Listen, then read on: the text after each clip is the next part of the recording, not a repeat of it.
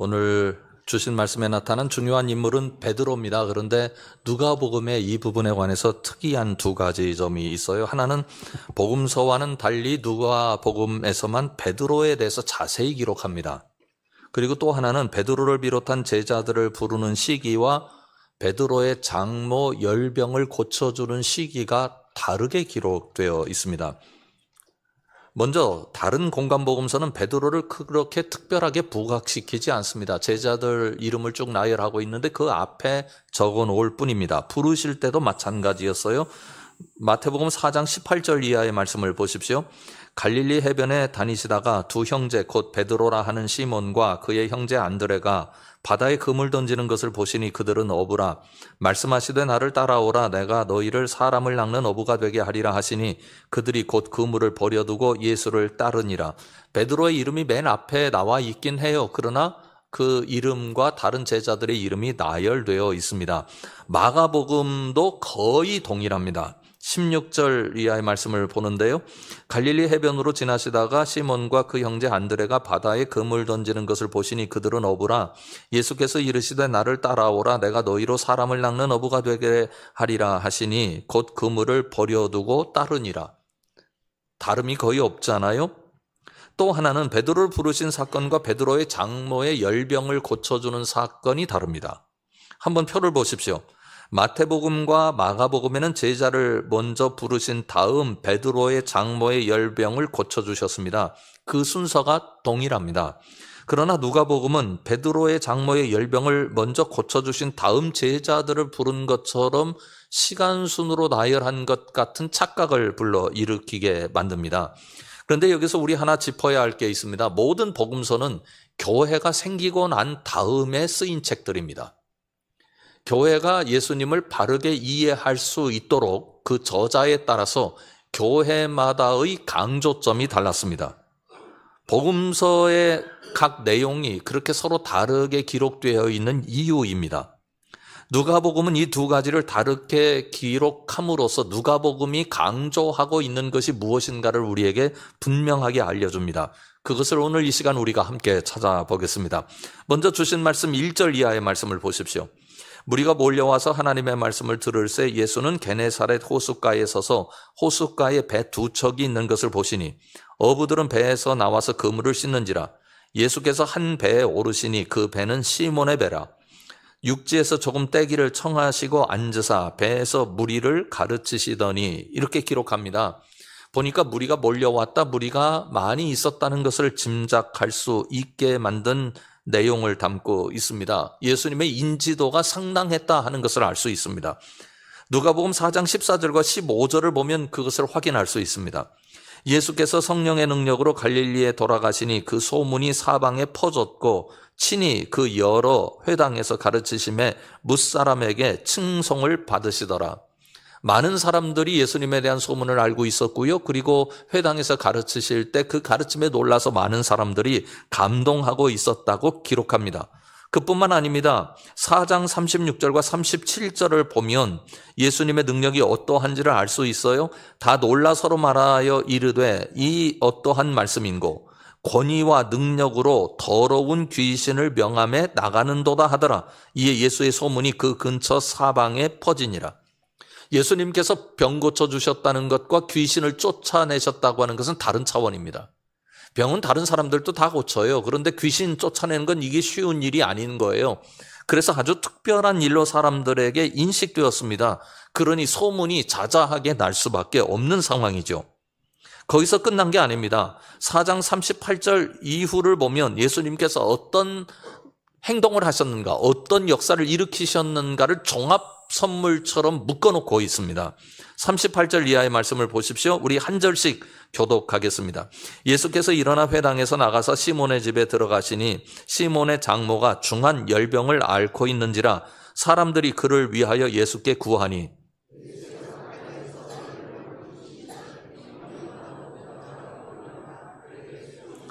해질 무렵에 사람들이 온갖 병자들을 데리고 나오매 예수께서 일일이 그 위에 손을 얹으사 고치시니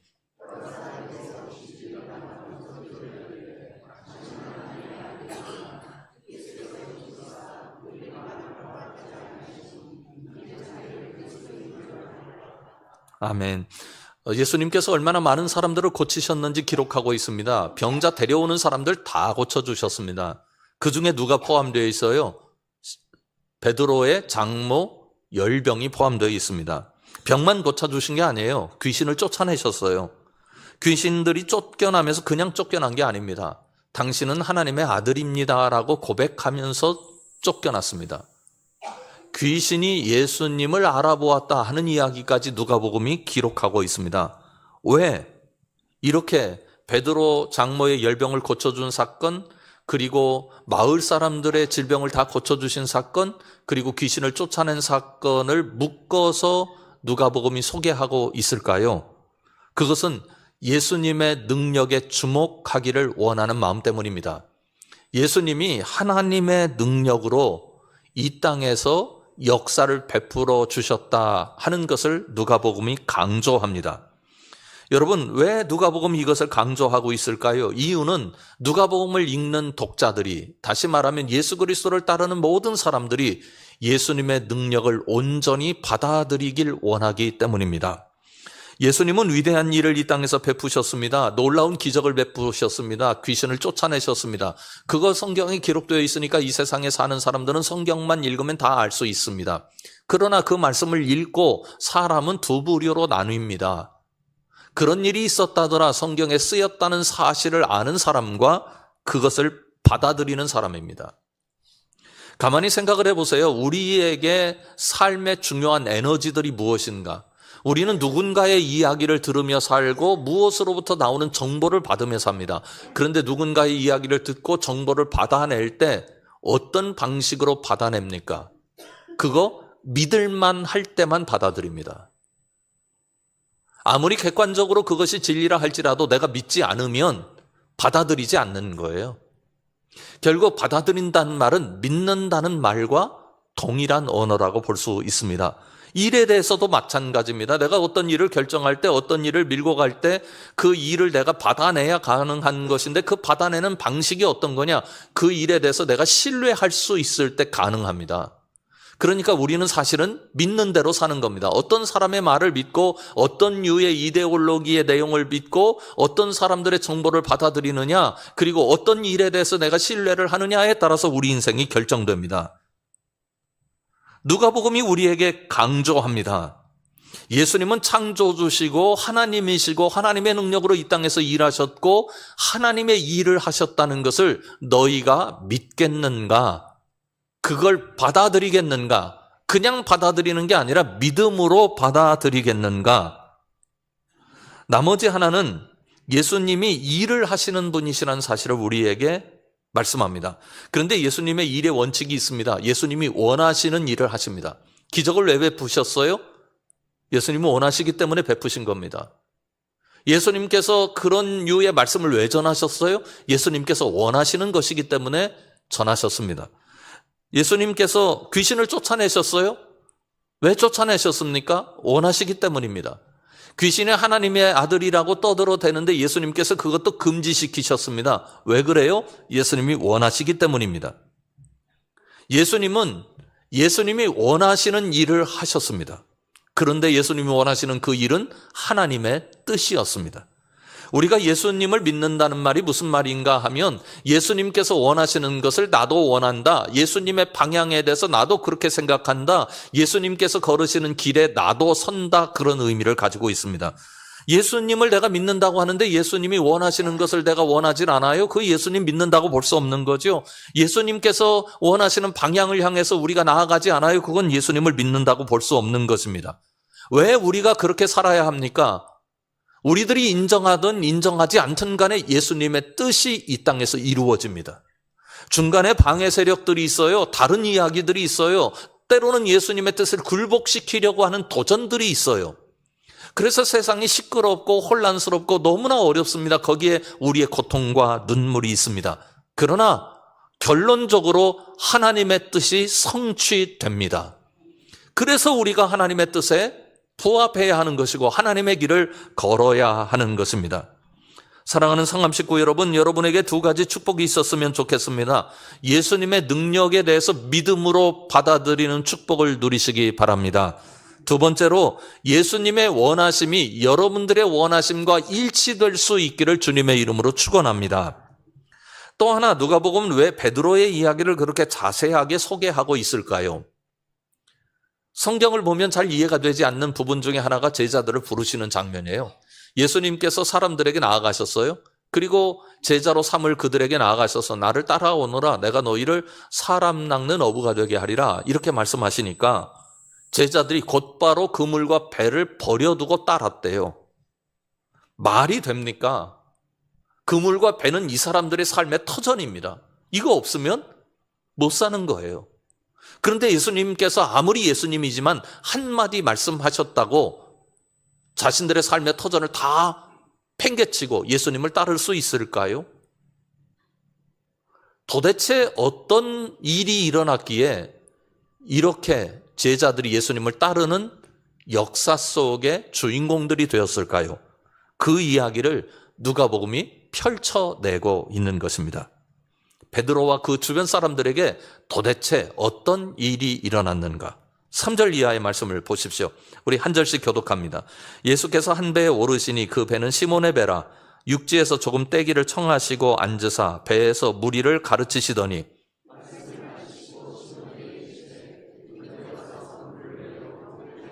시몬이 대답하여 이르되 선생님, 우리들이 밤이 새도록 수고하였으되 잡은 것이 없지만은 말씀에 의지하여 내가 그물을 내리리이다 하고. 아멘.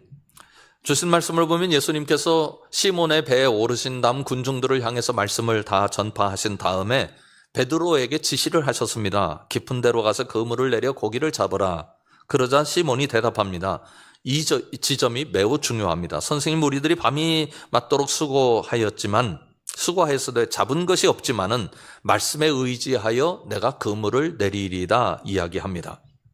우리들이 밤이 새도록 작업을 했습니다. 그런데 고기 한 마리 못 잡았습니다. 그러나 주님의 말씀을 의지해서 그물을 내리겠습니다. 그런 뜻 아닙니까? 이 사람들은 어부입니다. 자기 집안은 몰랐을 가능성이 있어도요, 갈릴리 바다는 아주 탁월한 전문가였습니다. 다 속속들이 알았습니다. 그곳에서 잔뼈가 굵었어요. 밥 먹고 하는 일이 고기 잡는 일이에요. 누가 봐도 우리는 갈릴리 바다 전문가입니다. 그렇게 전문가적 입장에서 경험을 바탕으로 지금은 그물을 내려도 고기 한 마리 잡을 수 없습니다. 그러니까 그물을 다 걷어 올린 거 아닙니까?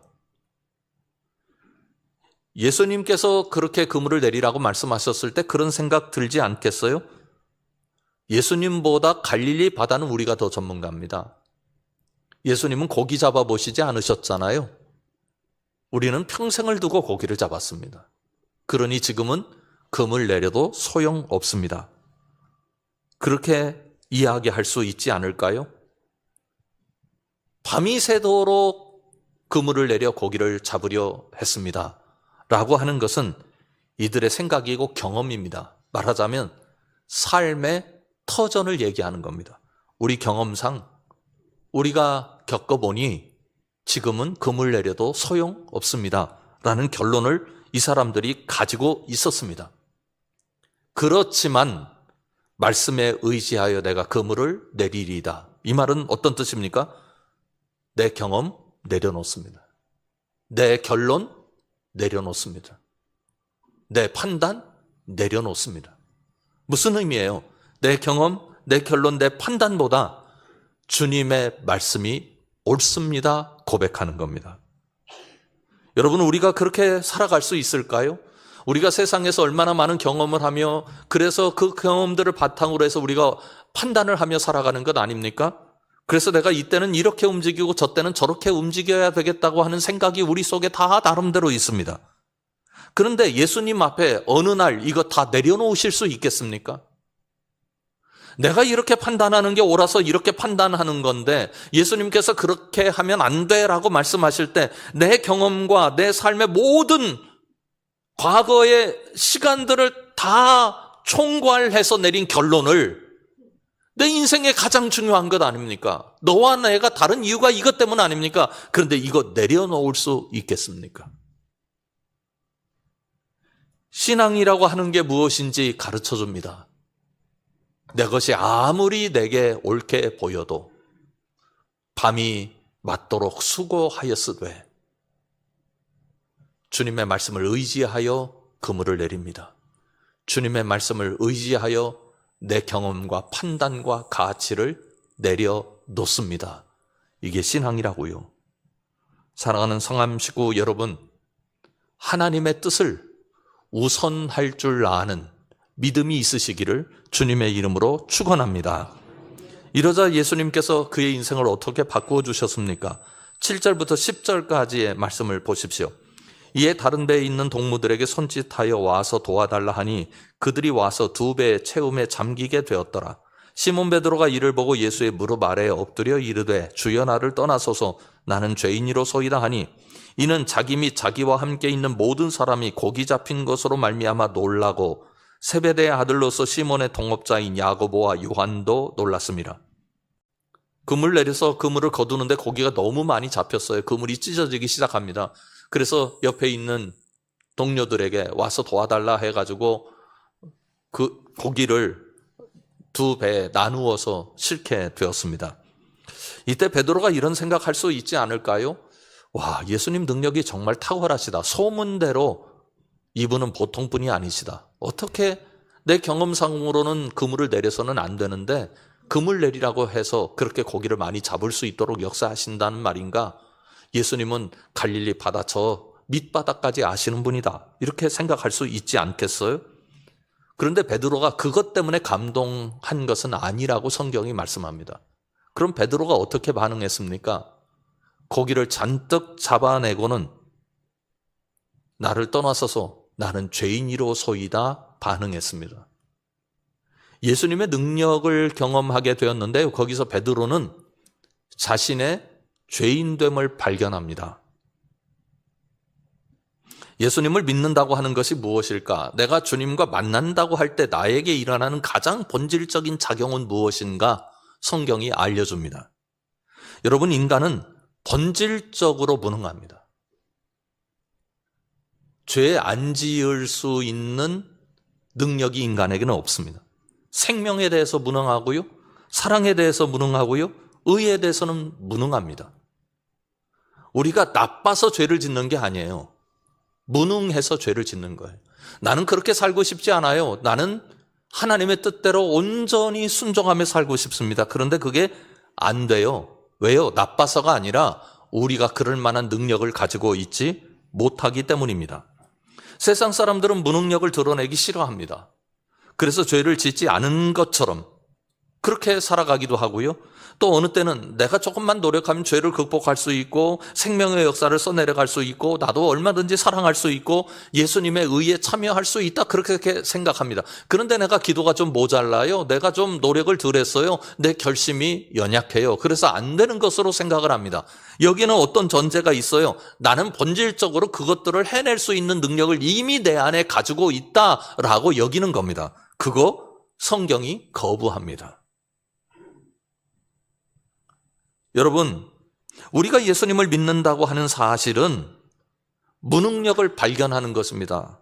본질적으로 어떤 특별한 죄를 지었기 때문도 아니고 사회학을 우리가 저질렀기 때문도 아니고 어떤 특별한 법을 어겼기 때문이 아니라 우리가 본질적으로 하나님 앞에 나아갈 수 없는 죄인이라는 사실을 깨닫는 것입니다. 그러면 왜 이걸 깨달아야 하는 겁니까?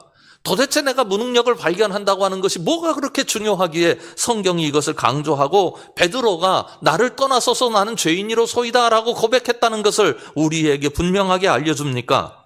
그렇게 자신을 주님 앞에서 주님과의 만남을 통해서 깨달아야 주님이 제대로 보이기 때문입니다. 주님이 내 인생에서 어떤 일을 하시는 분이신지를 내가 깨달아 알 수 있습니다. 한번 보십시오. 8절부터 11절까지 말씀입니다. 시몬 베드로가 이를 보고 예수의 무릎 아래에 엎드려 이르되 주여 나를 떠나소서 나는 죄인이로소이다 하니 이는 자기 및 자기와 함께 있는 모든 사람이 고기 잡힌 것으로 말미암아 놀라고 세베대의 아들로서 시몬의 동업자인 야고보와 요한도 놀랐습니다. 같이 읽겠습니다. 예수께서 시몬에게 이르시되 무서워하지 말라. 이제 후로는 내가 사람을 취하리라 하시니 그들이 베드로를 육지에 대고 모든 것을 버려두고 예수를 따르니라. 아멘. 저는 이 말씀 때문에 깊은 영혼의 울림이 있었습니다. 그 당시에 유대인들이 나는 죄인입니다 고백하는 것은 무척 어려운 일입니다. 왜냐하면 나는 죄인입니다 고백하는 순간 사람들은 이 사람이 율법을 어겼구나 그렇게 생각합니다. 율법을 어기면 마땅히 그것에 대한 보응의 벌을 받아야 합니다. 내가 이거 어겼어요? 그러면 그 벌이 무엇인가 다 정해져 있어요. 그러니 벌 받을 각오를 하고 나는 죄인입니다 라고 이야기해야 합니다. 그러니 그 당시 문화가 어땠어요? 세리는 죄인이라고 얘기하고 창기에 대해서는 죄인이라고 얘기를 하는데 나는 뭐라고 그래요? 의인이라고 그러는 거예요. 왜요? 죄인이라고 말하면 벌 받아야 하니까. 그 벌은 무척 엄했습니다. 그런데 유대인이잖아요. 베드로가 나는 죄인입니다 고백합니다. 그것에 관해서 예수님의 반응을 보십시오. 베드로는 이런 상상을 했을 거라고요. 나는 죄인입니다 하면 마땅한 벌이 내려질 것이다. 그런데 예수님 뭐라고 말씀하셨습니까? 무서워하지 말라. 무슨 뜻입니까? 나는 네 죄를 책잡아서 벌 주는 존재가 아니다. 여러분, 우리가 이 주님의 사랑을 발견해야 됩니다. 우리를 용납해 주시고 우리를 이해해 주시고 우리를 수용해 주시는 하나님. 내 부끄러움도 내 아픔도 내 고통도 내 죄도 받아주시는 하나님. 베드로가 죄인이라고 고백할 때 예수님께서 무서워하지 말라 말씀하셨을 때 베드로의 마음이 얼마나 감동으로 가득했을까요? 이 더러운 나를 우리 주님이 받아주시는구나. 그런데 그 다음이 더 놀랍습니다. 예수님께서 뭐라고 말씀하셨어요? 이제 후로는 내가 사람을 취하리라. 다른 복음서에서는 사람을 낚는 어부가 되게 하시겠다고 말씀하셨죠. 누가 베드로를 그렇게 만드신다고요? 예수님이요. 여러분, 여기서 성경이 말씀하고 있는 진리 앞에 우리가 우리 자신의 생각을 내려놓아야 합니다. 여러분, 우리 삶의 주체는 우리가 아닙니다. 베드로가 자신의 인생을 이끌고 가서 예수님의 제자가 되었고, 베드로가 자신의 인생을 주체가 되어서 계속 끌고 가서 예수님 앞에서 그 인격이 다듬어졌고 그 영혼에 주님의 놀라운 역사를 담을 만한 그릇을 만들어냈고, 베드로가 열심히 따라가서 자신이 주체가 되어서 성령을 요구하고 성령이 임해서 그가 변했습니까? 아닙니다. 예수님이 그의 삶 전체에 개입하셔서 그를 만져주시고 그를 다듬어 주시고 그에게 성령을 주시고 그에게 권능을 허락해 주셨습니다. 우리가 예수님을 믿는다고 하는 것이 무엇이냐? 나의 주체됨을 내려놓는 것을 의미합니다.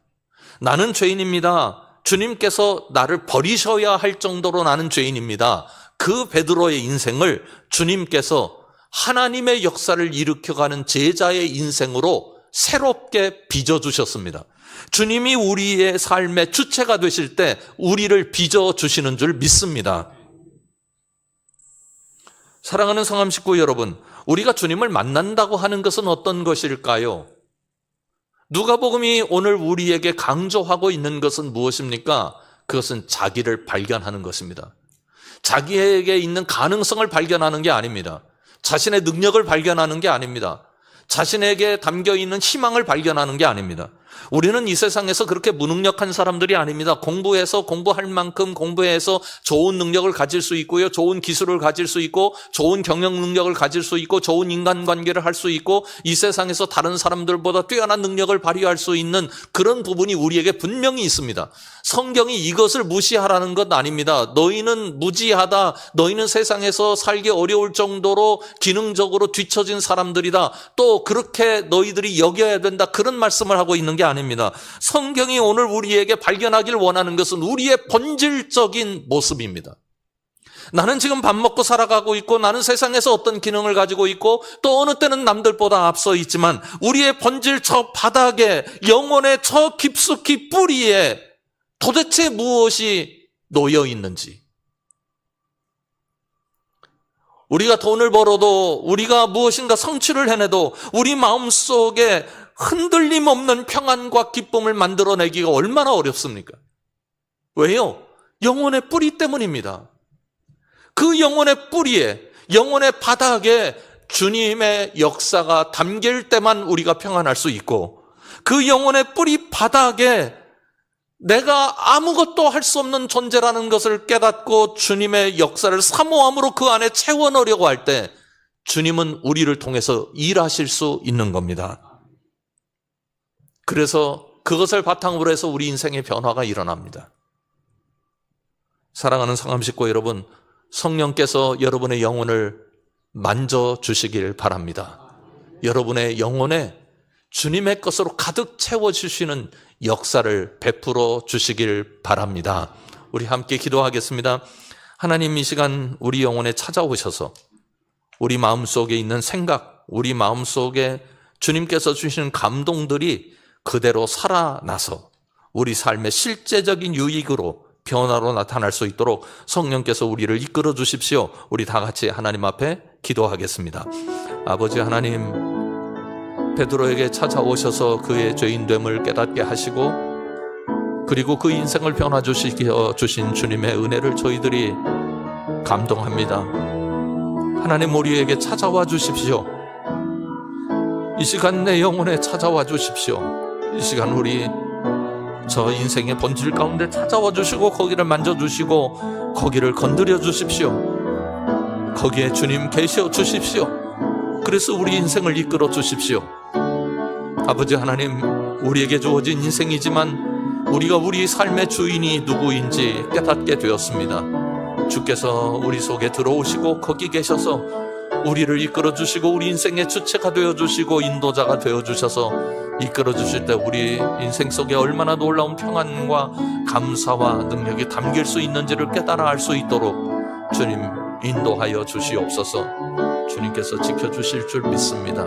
주님께서 인도해 주실 줄 믿습니다. 예수님 이름으로 기도드립니다. 아멘. 하나님, 우리가 우리 인생을 빚어보겠다고 얼마나 덤벼드는지 모릅니다. 우리 인생을 빚어주실 분은 오직 한 분 주님이신 줄 믿습니다. 주님 앞에 맡겨드리고 주님이 우리 안에서 행하시는 것을 우리가 기뻐하고 감동할 수 있도록 역사하여 주시옵소서. 예수님 이름으로 간절히 기도드립니다. 아멘. 사랑하는 성암 식구 여러분, 예수님과 만남을 통해서 다른 사람들을 보는 눈이 아닌 나를 보는 눈이 밝아지고 그래서 그 눈으로 주님의 희망을 바라볼 수 있기 바랍니다. 지금은 우리 주 예수 그리스도의 은혜와 우리를 자녀 삼아주신 하나님 아버지의 사랑하심과 오늘 또 우리를 위하여 친히 간구하시는 성령님의 함께하심이 성함에 사랑하는 모든 식구들 위에 그리고 그 일 위에 기도 위에 지금부터 영원까지 함께 계시기를 간절히 축원하옵나이다. 아멘.